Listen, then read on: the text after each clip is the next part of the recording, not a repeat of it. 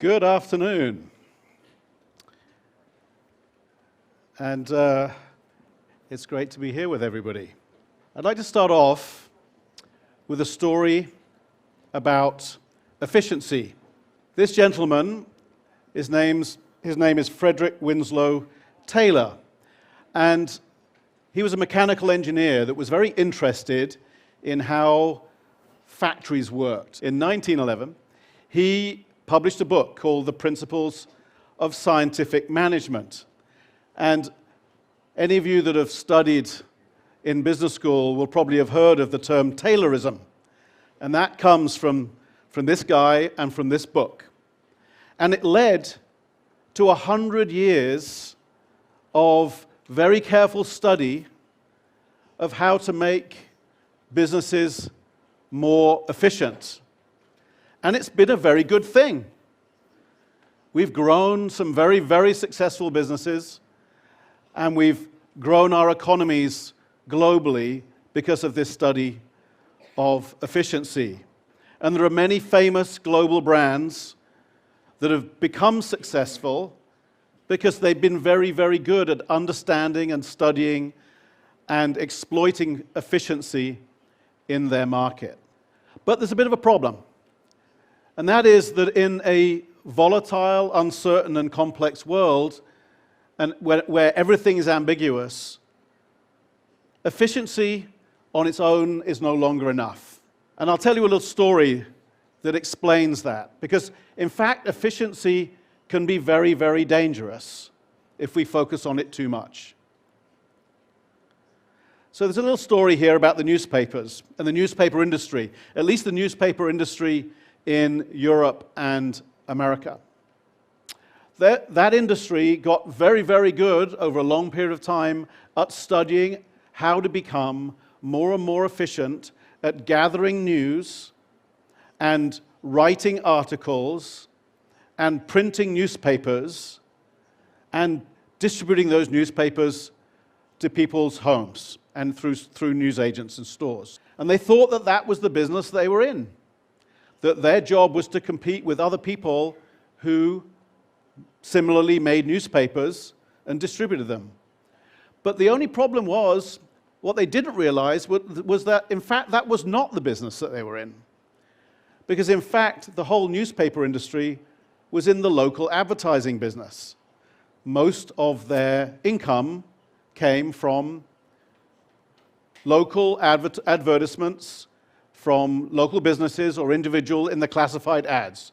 And then along came Google, and along came a little free website called Craigslist, and completely decimated the newspaper industry. It completely removed the business model for the newspaper industry.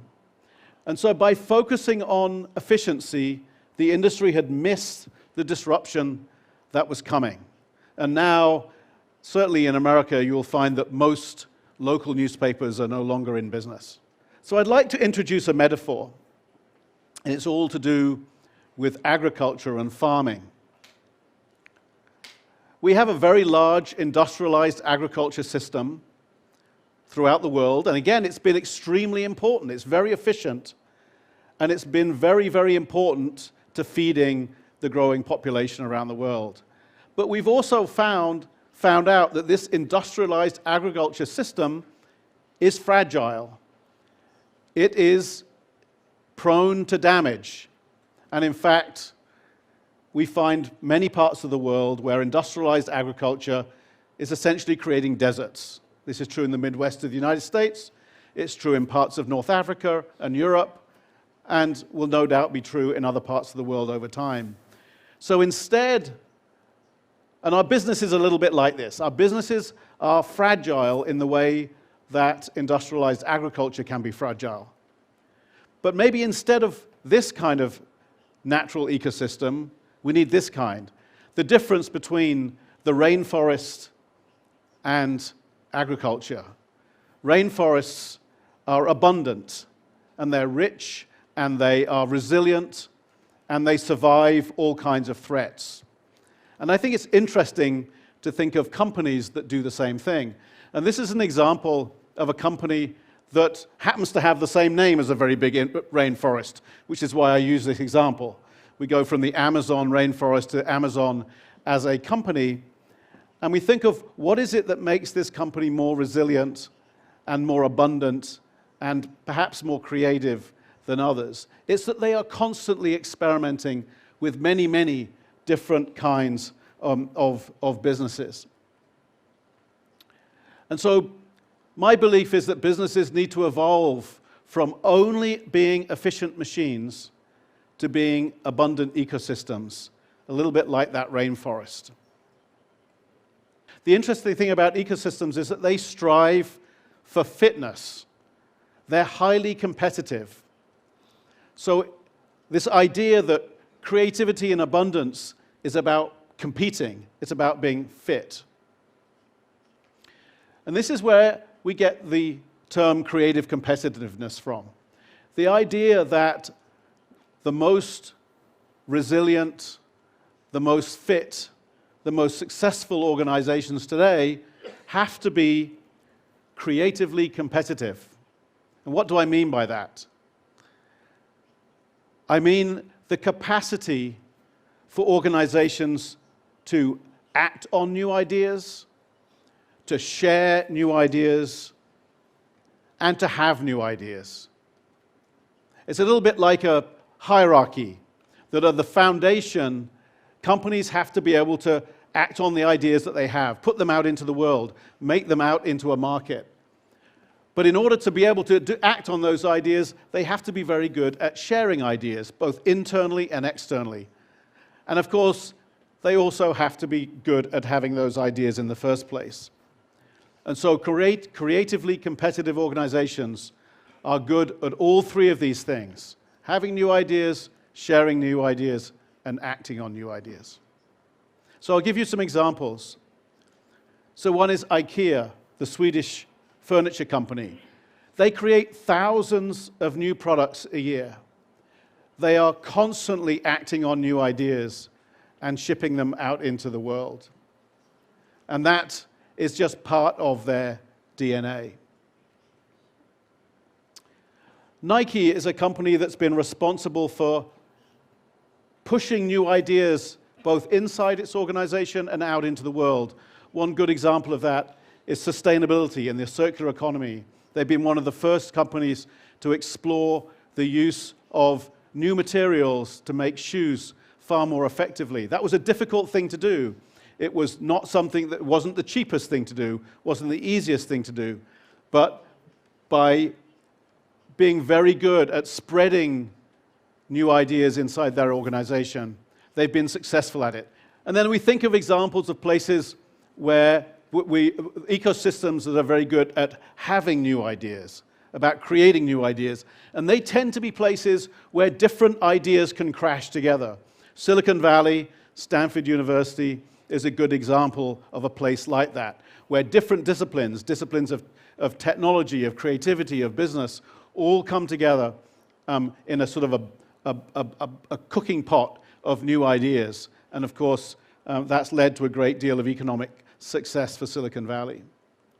So when we think about and study these kinds of organizations that are creatively competitive, we learn that they behave differently than perhaps traditional organizations that only focus on efficiency. And they behave differently in several different ways. One of the ways that they behave differently is they think differently. They focus less on strategy and more on purpose. They understand the reasons why they exist beyond making money. And the reason that this is important is because it aligns large organizations all to be creative in the same direction. If organizations understand what their purpose is, then it's much more likely when somebody has an interesting idea in the corner that that idea is going to support the long-term goals of the organization. One example of a company that does this very well is the largest European online retailer, Zalando, whose purpose is to reimagine fashion for the good of all. So they understand that their job is to make fashion accessible to as many people as possible. Creatively competitive organizations and companies work differently.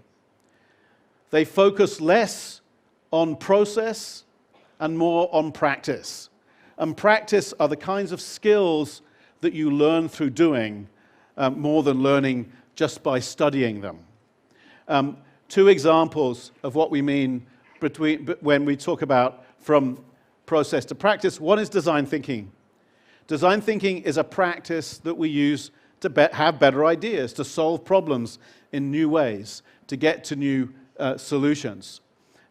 When a small company in Peru decided that it wanted to study and understand how and why it could create a better school system, it used design thinking to do so. And out of that came a new school system called Innova Schools, of which there are now upwards of 50 private schools that use blended learning, that have tens of thousands of students, and have tripled the success scores of the students that go through the school system by using design thinking to reinvent education. Also, another process that's very valuable to organizations that are creatively competitive is agile development. It grew out of agile software development, but it is a way of developing new ideas and acting on them and getting them out into the market in very fast, iterative cycles. And compared to the old ways in which we used to develop software, it's far more effective, much faster, and gets us out into the market much more quickly. So that's process to practice. These companies also measure themselves differently.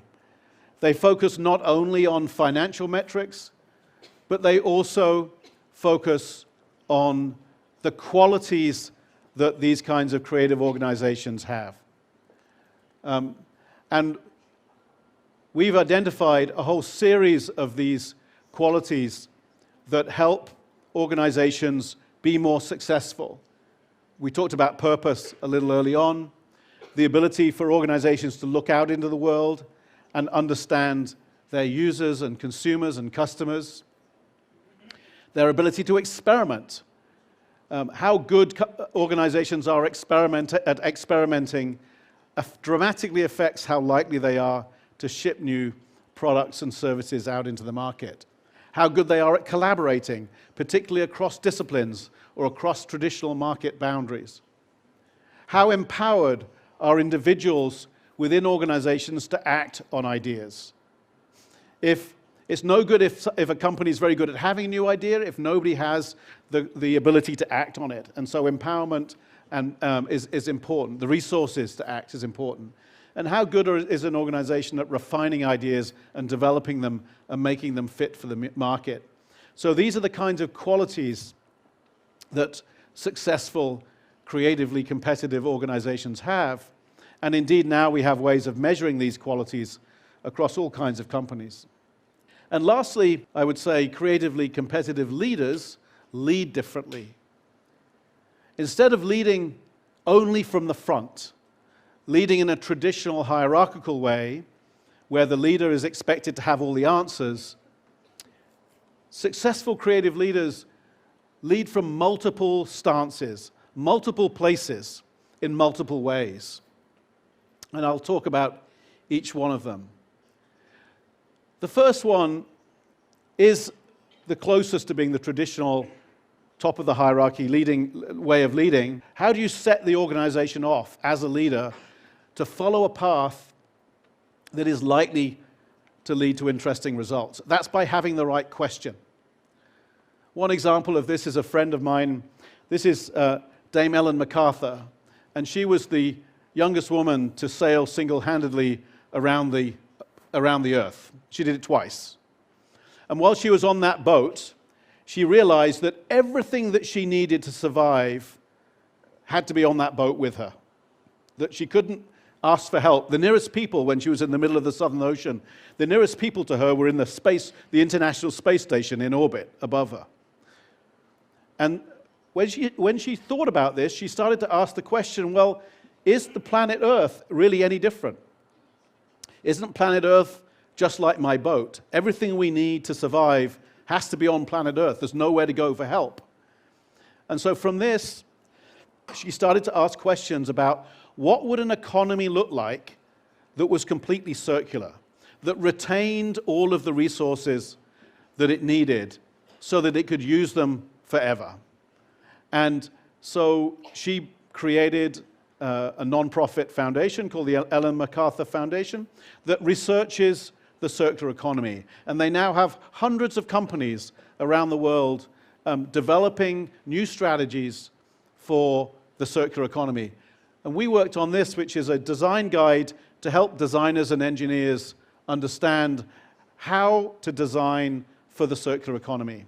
Similarly, the guy who led that company that I talked about that made the new education system, he's a Peruvian by the name of Carlos Rodriguez Pastor, and he simply asked the question, why is the education system in my country so bad, and what can I do about it? And he took his company that was a bank and a shopping malls and other normal businesses, and took those resources and applied them to education. So he asked a big question. And now Innova Schools is a very profitable, growing business for him, along with his other businesses. So that's leading from the front, leading by asking the right question. The second stance is really more about leading from behind, setting the stage for others to be successful, for others to be creative. You can think of the metaphor, if the first leadership stance was the idea of the explorer, wondering what was over the horizon. The second one is that of the gardener, the one who tends the ground and sets out the ground to be fruitful, to be successful. And a direct example of leaders thinking this way are two entrepreneurs here in China who developed a new farm-to-table restaurant chain, started in Shanghai. And one of the most important ideas for their business is that the food is all sourced organically from their own farms, which they have many hours outside of Shanghai. And so in order to make sure that their culture really understood the importance of this food, and that all of their workforce understood the connection between the farm and the restaurants, they take all of their workforce out to visit the farms. They go out and in order to see the food, see where it's grown, understand how it's grown, understand what it means when it comes to their into their kitchens and into their restaurants. So they're looking for ways to enhance the culture of food within their organization because they're confident that that will ultimately create a better experience for their customers. So the second stance of a leader is that of the gardener, that of the person who lays out the ground for other people to be creative. And the third stance is really acting alongside, working alongside creative teams who are developing new ideas, developing new products and services. This idea of the player coach who works in the studio, in the project room alongside their teams in order to deeply understand and help the team take risks and make decisions. One example I'd like to talk about here is this is an entrepreneur by the name of Neil Grimmer. He's built two very successful startups again in the food industry, this time in the United States. He's also a very successful designer himself. He used to work with our firm at IDEO. And with his most recent startup, he wasn't the designer, he was the CEO of the company, but he worked alongside the team, helping them make the right decisions about a new genetically based food business that they were creating. So he acted as the player coach. This is one of the things that is most important, I believe, for CEOs today, is that they have to understand, deeply understand, the new creations that their businesses are the new ideas that their businesses are creating. They have to have the confidence to work alongside the teams. They have to have the confidence to look at ideas that are still early on in development and not wait until everything's finished. They have to have the confidence to act as the player and the coach. So creative companies are a bit like creative leaders. They have to be capable of taking many different stances. And they have to balance the tension of being both operationally competitive, in other words, still be efficient, but also creatively competitive. And that's really one of the greatest challenges about running any business today, is to know what that balance has to be like. And it's not a nice to have. It's not just something that maybe the top few companies can afford to do. It's an essential characteristic, at least I believe, of all businesses today in order to thrive and even survive over time. How might organizations equip themselves with all of these new practices that I've just talked about? It's a lot of new knowledge that organizations have to learn. What's the right balance between efficiency and creativity for a 21st century company? It's not easy to figure out, right? Should it be 10% creative and 90% efficient? Or should it be 50-50? Or 75-25? Nobody knows. And it probably is unique for every business. And what industries and sectors most need to embrace these new ideas? I would argue that all industries and all sectors need to embrace these ideas. That there is no sector that's safe from disruptive competition.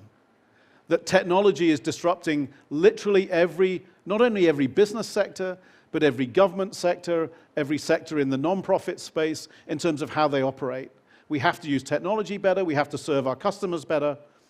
And so every sector is vulnerable and so needs to think about some of these ideas. So I hope that we'll have a way of discussing more of them over time and that some of you will join us in these studies. But thank you very much indeed.